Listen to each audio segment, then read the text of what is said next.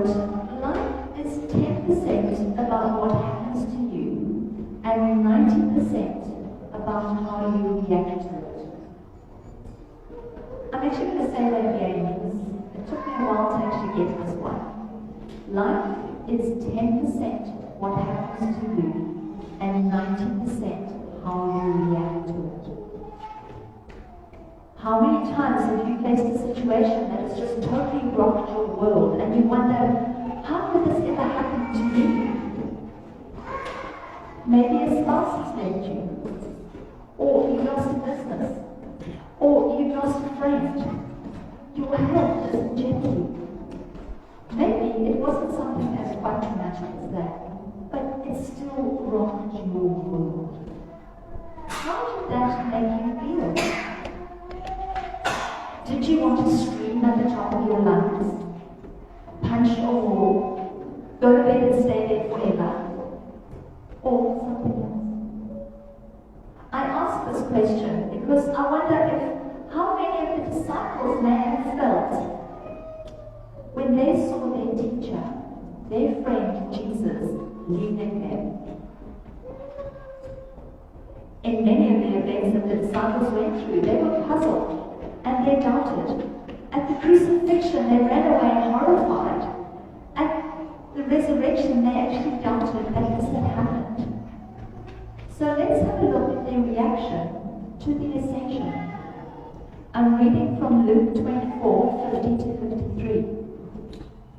When he led them out of the vicinity of Bethany, he lifted up his hands and blessed them. While he was blessing them, he left them and was taken up into heaven. Then they worshipped him and returned to Jerusalem with great joy. And they stayed continually at the temple, praising God. What changed? Why were they praising God? I wonder if the disciples had finally got it. Jesus was the Messiah that they had been waiting for, and they were witnesses to the most amazing thing that has happened to the world. They trusted him, and they really believed in him. And for these reasons, Jesus' departure gave them great joy. Yet, this was not the end, but the beginning. From the beginning of time, God had a plan, which involved an intimate relationship with us, his created beings. It was a perfect plan of redemption through his son Jesus. Perfect plan, his son dying. What does a perfect plan look like to you? For me, a perfect plan is associated with diving.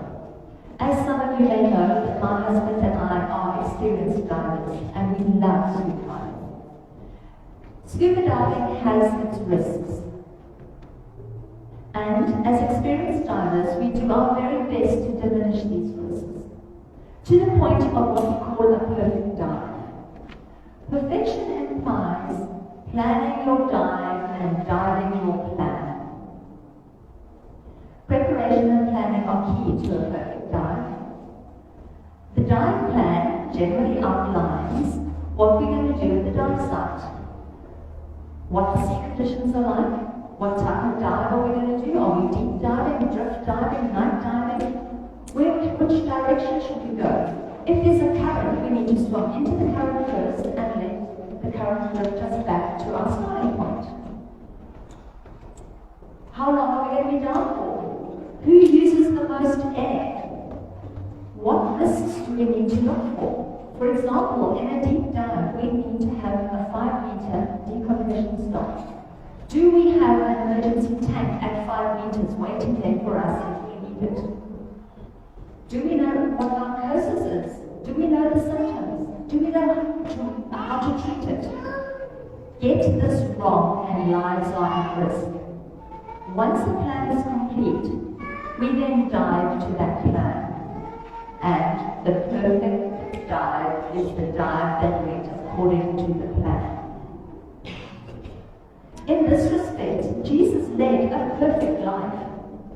He followed God's plan. The prophecies about Jesus coming were fulfilled in absolute detail. Where he would be born, what happened in his lifetime, suffering, death on the cross, all were fulfilled with amazing accuracy.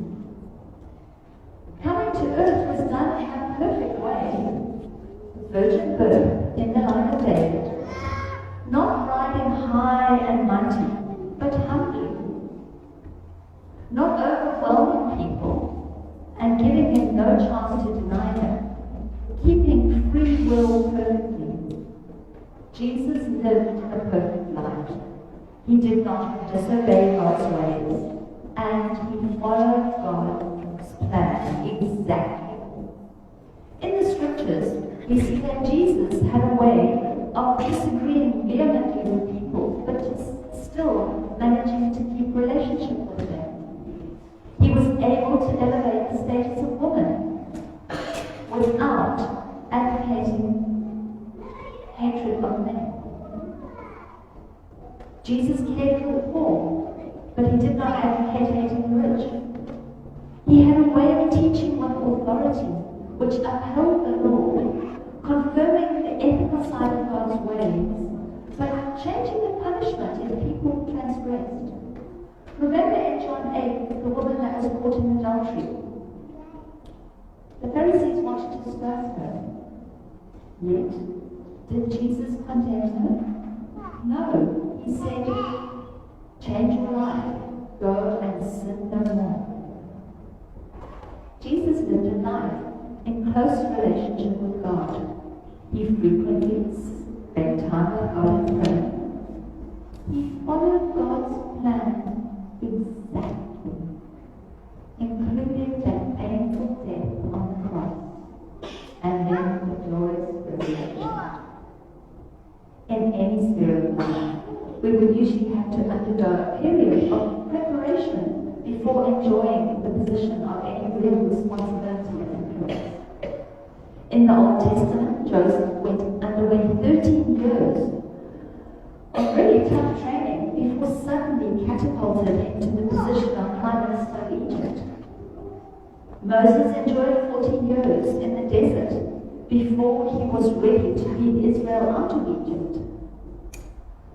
Jesus' disciples, however, were fast-tracked in 3.5 years. Consider the first few verses of Acts where he writes, in my former book, Theophilus, I wrote all about all that Jesus began to do and to teach until the day he was taken up to heaven. After giving instructions through the Holy Spirit and to the apostles he had chosen. Sorry, I forget this. I'm not going to read up there anymore. I'll read down here. Apologies. After his suffering, he presented himself to them and gave many convincing proofs that he was alive. He appeared to them over a period of 40 days and spoke about the kingdom of God. Clearly, the main reason why Jesus stayed on earth for 40 days after the resurrection, rather than ascending to heaven immediately, was to complete the training program for the disciples. So, how did Jesus prepare them for ministry? During this series, Pastor Paul has shown that Jesus spent time convincing them that he was alive. He gave the disciples first-hand evidence that he was who he said he was, the Messiah. He comforted his followers and promised them a gift of the Holy Spirit, a gift that would change their lives and empower them to change their world. Jesus commissioned them with a purpose to take the message to the ends of the earth. Seasons of preparation don't necessarily happen at the beginning of life or ministry, but come later at a half-time moment or a change of season. Look at the disciples. They were called by Jesus to leave their professions. They already were fishermen, they were tax collectors. But he called them away from that to follow him. In one sense, God's preparation of us through the Holy Spirit is to make us more Christ-like. And that's a work that's ongoing for our lifetime. But there seems also specific times when this is not the primary emphasis of the Holy Spirit in our lives.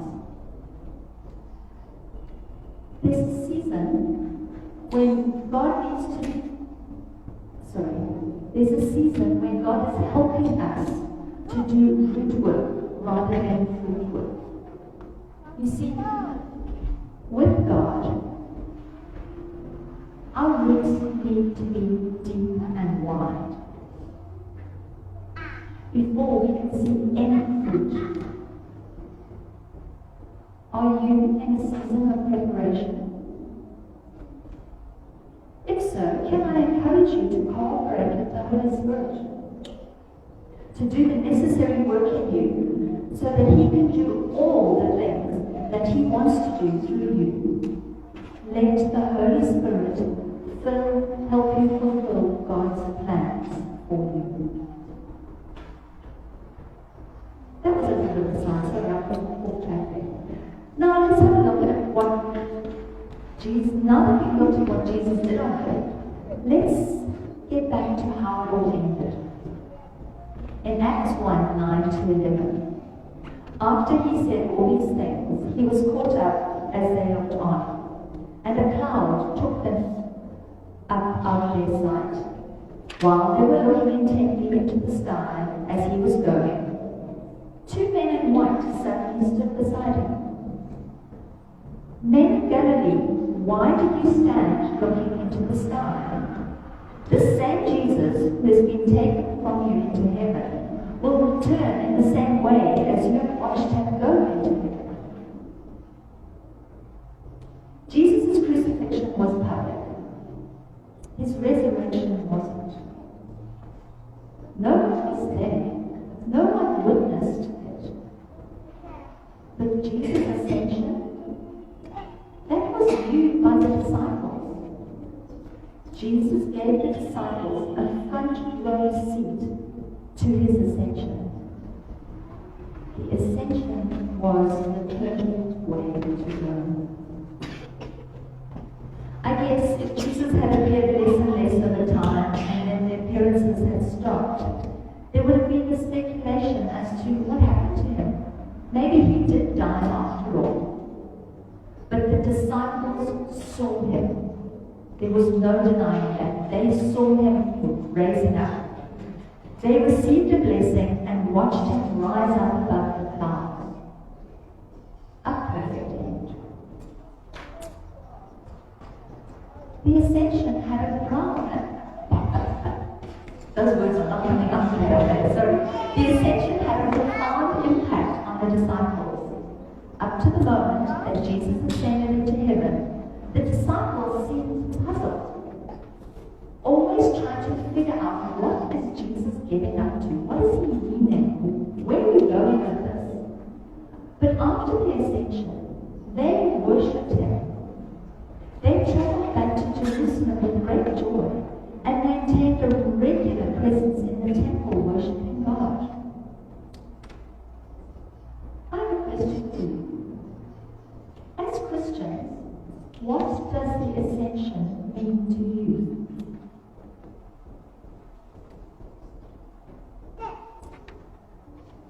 I have 4 points to consider.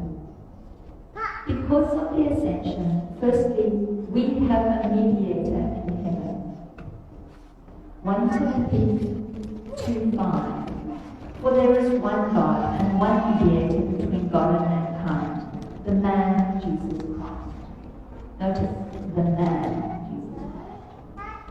Jesus' work didn't finish on the cross. He's now not sitting on the throne in heaven, waiting for the second coming to happen. During Jesus' time on earth, he followed and completed God's plan for dealing with sin. And now he is in heaven, doing only what he can do? He helps us in our weakness. We can approach Him with confidence. He will grant us mercy. He will give us grace in time of need. In short, He is our advocate.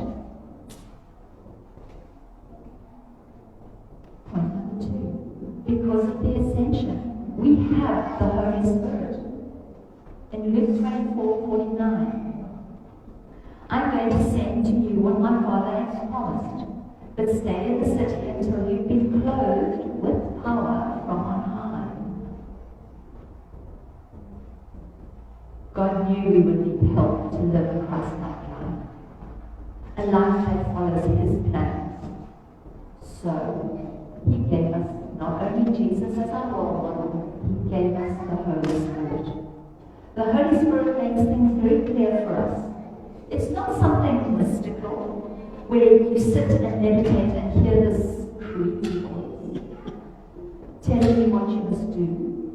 But the Spirit will guide you in the right directions, and you can learn to hear His voice.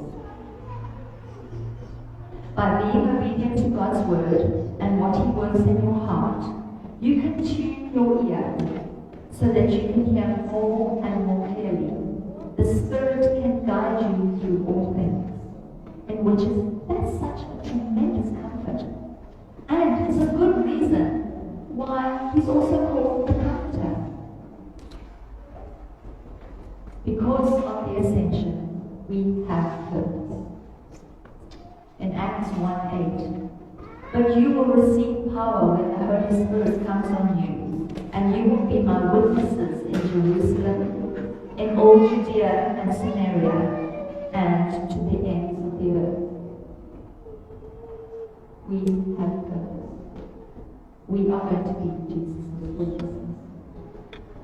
If we have a look at Matthew 28:18-20.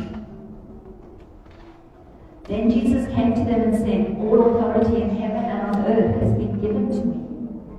Therefore, go and make disciples of all nations, baptizing them in the name of the Father, and of the Son, and of the Holy Spirit, and teaching them to obey everything I have commanded you. We, as Jesus followers, are tasked with telling all nations about Jesus and making disciples. Oh boy, big task. What does that look like for you? We're not Billy Graham. Not everyone is a Billy Graham. But you are perfectly who you are and who God has made you to be. So, this going and telling all nations and making disciples is different for each one of us. There's no recipe for this. It's dependent on our personality. Some of us shout Jesus from the rooftops. Others quietly sit and tell our neighbors about Him. It's also dependent on our giftings. The giftings that the Holy Spirit gives us of faith, prophecy, wisdom, teaching, miracles, discernment, pastoral care, hospitality, and evangelism. It is dependent on our surroundings. Do we live in a big city, a small country town, the outback, or somewhere in between? No matter what our skill set or circumstances, we are to tell people about who Jesus is, what He has done, and show them God's way of living here on earth. This is our mission. Because of the ascension, we have a hope for the future. Just because Jesus is currently not physically here, doesn't mean that it will always be so. Remember the words of the angels in Acts 1:11. This same Jesus, who has been taken up from you into heaven, will return in just the same way as you have watched Him go into heaven. God is not finished yet, guys. His plan for us is not complete. This means that not some kind of escape to a spiritualized existence in heaven. We will not be given wings and sit on a cloud playing a harp. Sorry guys, that's your image of heaven. Hate to tell you. Instead, our sure hope is that the fully alive and embodied Jesus, who appeared to his disciples, is right now reigning at the Father's right hand and will one day return, bringing the full rule of heaven to earth.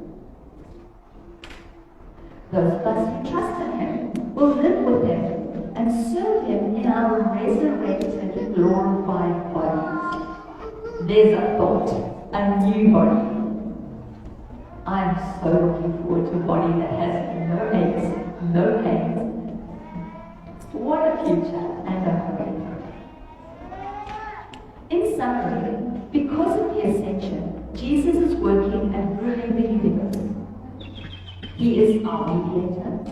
He has given us the Holy Spirit. He has given us a purpose and a hope. All we need to do is to look to him. So, in closing, my questions to you are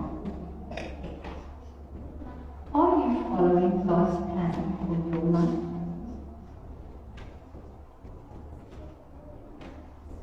Are you spending time with God in prayer to discover God's plan for your life? Do you ask the Holy Spirit to help you? Do you have a relationship with Jesus? If the answer to any of these questions is no, let's deal with that right now in prayer. Our Father, thank you for sending your Son Jesus to show us how to live a perfect life. A life that honors you, a life that is planned by you for our good. Forgive me for not following your ways and not doing what you have asked me to do. I believe that Jesus has dealt with my sin on the cross once and for all, so I can have a relationship with you, a holy God.